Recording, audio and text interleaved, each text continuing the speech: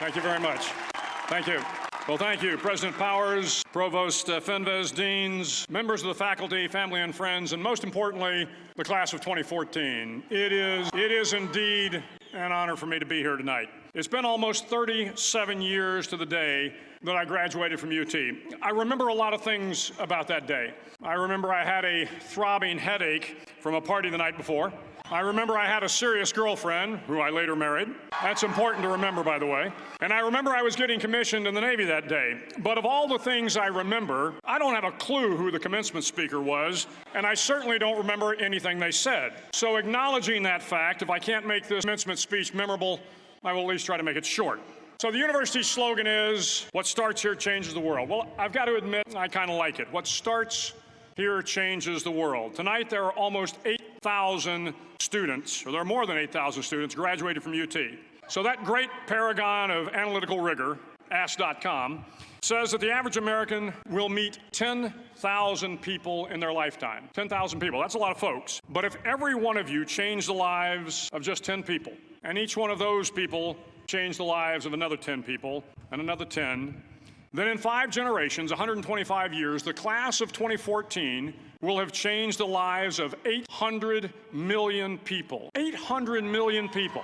Think about it. Over twice the population of the United States. Go one more generation, and you can change the entire population of the world. 8 billion people. If you think it's hard to change the lives of 10 people, change their lives forever, you're wrong.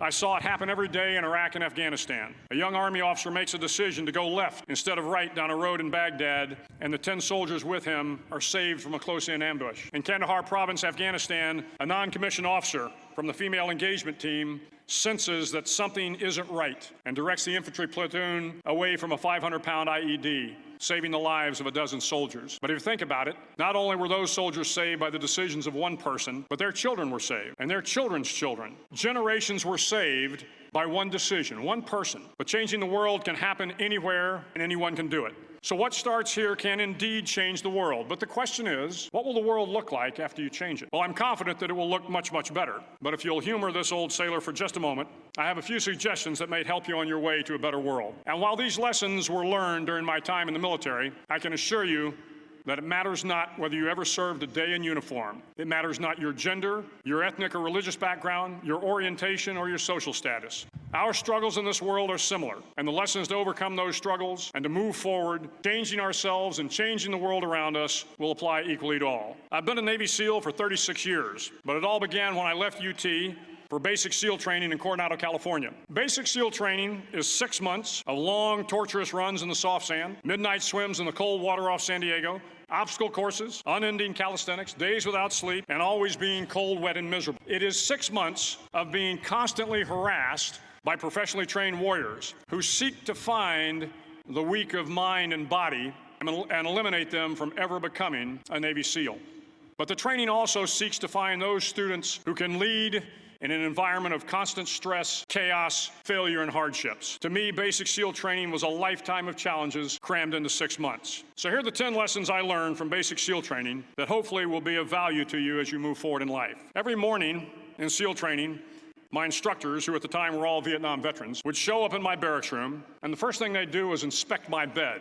If you did it right, the corners would be square, the covers would be pulled tight, the pillow centered just under the headboard, and the extra blanket folded neatly at the foot of the rack. It was a simple task, mundane at best, but every morning we were required to make our bed to perfection. It seemed a little ridiculous at the time, particularly in light of the fact that we were aspiring to be real warriors, tough, battle-hardened SEALs. But the wisdom of this simple act has been proven to me many times over. If you make your bed every morning, you will have accomplished the first task of the day. It will give you a small sense of pride, and it will encourage you to do another task, and another, and another. And by the end of the day, that one task completed will have turned into many tasks completed. Making your bed will also reinforce the fact that the little things in life matter. If you can't do the little things right, you'll never be able to do the big things right. And if by chance you have a miserable day, you will come home to a bed that is made, that you made. And a made bed gives you encouragement that tomorrow will be better. So if you want to change the world, start off by making your bed. During SEAL training, the students are all broken down into boat crews. Each crew is 7 students, 3 on each side of a small rubber boat, and 1 coxswain to help guide the dinghy. Every day, your boat crew forms up on the beach and is instructed to get through the surf zone and paddle several miles down the coast. In the winter, The surf off San Diego can get to be 8 to 10 feet high, and it is exceedingly difficult to paddle through the plunging surf unless everyone digs in. Every paddle must be synchronized to the stroke count of the coxswain. Everyone must exert equal effort, or the boat will turn against the wave and be unceremoniously dumped back on the beach. For the boat to make it to its destination, everyone must paddle. You can't change the world alone.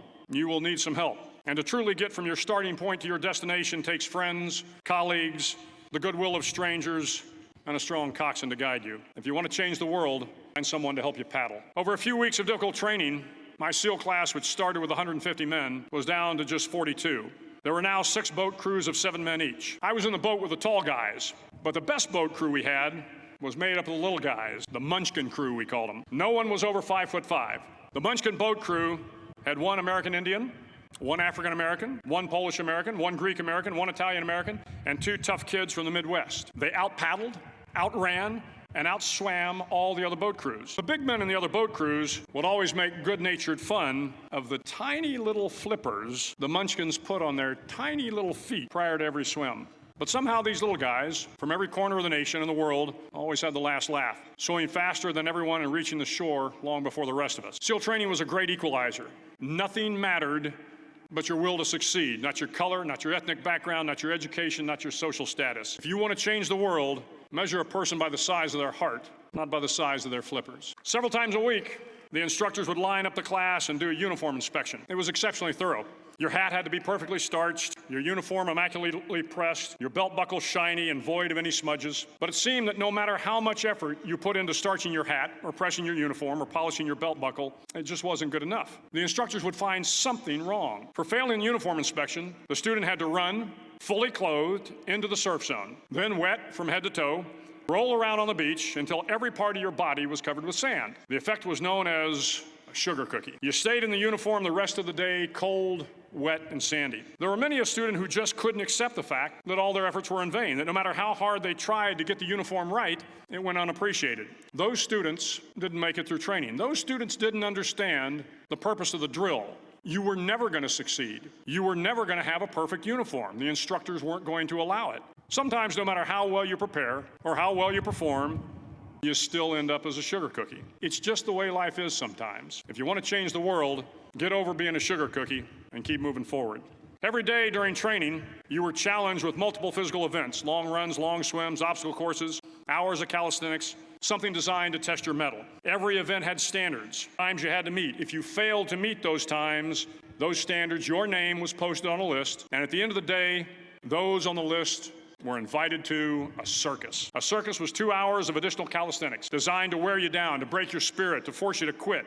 No one wanted a circus. A circus meant that for that day, you didn't measure up. A circus meant more fatigue, and more fatigue meant that the following day would be more difficult, and more circuses were likely. But at some time during SEAL training, everyone made the circus list. But an interesting thing happened to those who were constantly on the list. Over time, those students who did 2 hours of extra calisthenics got stronger. The pain of the circuses built inner strength and physical resiliency. Life is filled with circuses. You will fail. You will likely fail often. It will be painful. It will be discouraging. At times, it will test you to your very core. But if you want to change the world, don't be afraid of the circuses. At least twice a week, the trainees were required to run the obstacle course. The obstacle course contained 25 obstacles, including a 10-foot wall, a 30-foot cargo net, a barbed wire crawl, to name a few. But the most challenging obstacle was the slide for life. It had a 3-level, 30-foot tower at one end and a 1-level tower at the other. In between was a 200-foot-long rope. You had to climb the 3-tiered tower, and once at the top, you grabbed the rope, swung underneath the rope, and pulled yourself hand over hand until you got to the other end. The record for the obstacle course had stood for years when my class began in 1977. The record seemed unbeatable until one day a student decided to go down the slide for life head first. Instead of swinging his body underneath the rope and inching his way down, he bravely mounted the top of the rope and thrust himself forward. It was a dangerous move, seemingly foolish and fraught with risk. Failure could mean injury and being dropped from the course. Without hesitation, the student slid down the rope perilously fast. Instead of several minutes, it only took him half that time, and by the end of the course, he had broken the record. If you want to change the world, Sometimes you have to slide down the obstacles head first. During the land warfare phase of training, the students are flown out to San Clemente Island, which lies off the coast of San Diego. The waters off San Clemente are a breeding ground for the great white sharks. To pass SEAL training, there are a series of long swims that must be completed. One is the night swim. Before the swim, the instructors joyfully brief the students on all the species of sharks that inhabit the waters off San Clemente. They assure you, however, that no student has ever been eaten by a shark, at least not that they can remember. But you are also taught that if a shark begins to circle your position, stand your ground. Do not swim away. Do not act afraid. And if the shark, hungry for a midnight snack, darts towards you, then summons up all your strength and punch him in the snout, and he will turn and swim away. There are a lot of sharks in the world. If you hope to complete the swim, you will have to deal with them. So if you want to change the world, don't back down from the shark. As Navy SEALs, one of our jobs is to conduct underwater attacks against enemy shipping. We practice this technique extensively during training. The ship attack mission is where a pair of SEAL divers is dropped off outside an enemy harbor and then swims well over 2 miles underwater, using nothing but a depth gauge and a compass to get to the target. During the entire swim, even well below the surface, there is some light that comes through. It is comforting to know that there is open water above you. But as you approach the ship, which is tied to a pier, the light begins to fade. The steel structure of the ship blocks the moonlight. It blocks the surrounding street lamps. It blocks all ambient light. To be successful in your mission, you have to swim under the ship and find the keel, the center line, and the deepest part of the ship. This is your objective. But the keel is also the darkest part of the ship, where you cannot see your hand in front of your face, where the noise from the ship's machinery is deafening, and where it gets to be easily disoriented, and you can fail. Every SEAL knows that under the keel, at that darkest moment of the mission, is a time when you need to be calm, when you must be calm, when you must be composed, when all your tactical skills, your physical power, and your inner strength must be brought to bear. If you want to change the world, you must be your very best in the darkest moments. The 9th week of training is referred to as Hell Week. It is 6 days of no sleep, constant physical and mental harassment, and one special day at the Mud Flats. The Mud Flats are an area between San Diego and Tijuana where the water runs off and creates the Tijuana Sloughs, a swampy patch of terrain where the mud will engulf you. It is on Wednesday of Hell Week that you paddle down to the Mud Flats and spend the next 15 hours trying to survive this freezing cold, the howling wind, and the incessant pressure to quit from the instructors. As the sun began to set that Wednesday evening, my training class, having committed some egregious infraction of the rules, was ordered into the mud. The mud consumed each man till there was nothing visible but our heads. The instructors told us we could leave the mud if only 5 men would quit. Only 5 men, just 5 men, and we could get out of the oppressive cold. Looking around the mud flat, it was apparent that some students were about to give up. It was still over 8 hours till the sun came up. 8 more hours of bone-chilling cold. The chattering teeth and the shivering moans of the trainees were so loud, it was hard to hear anything. And then one voice began to echo through the night. One voice raised in song. The song was terribly out of tune, but sung with great enthusiasm. One voice became 2, and 2 became 3, and before long, everyone in the class was singing. The instructors threatened us with more time in the mud if we kept up the singing, but the singing persisted. And somehow the mud seemed a little warmer, and the wind a little tamer, and the dawn not so far away. If I have learned anything in my time traveling the world, it is the power of hope. The power of one person, a Washington, a Lincoln, King, Mandela, and even a young girl from Pakistan, Malala. One person can change the world by giving people hope. So if you want to change the world, start singing when you're up to your neck in mud. Finally, in SEAL training, there's a bell, a brass bell that hangs in the center of the compound for all the students to see. All you have to do to quit is ring the bell. Ring the bell, and you no longer have to wake up at 5 o'clock. Ring the bell, and you no longer have to be in the freezing cold swims. Ring the bell, and you no longer have to do the runs, the obstacle course, the PT, and you no longer have to endure the hardships of training. All you have to do is ring the bell to get out. If you want to change the world, don't ever, ever ring the bell. To the class of 2014, you are moments away from graduating, moments away from beginning your journey through life, moments away from starting to change the world for the better.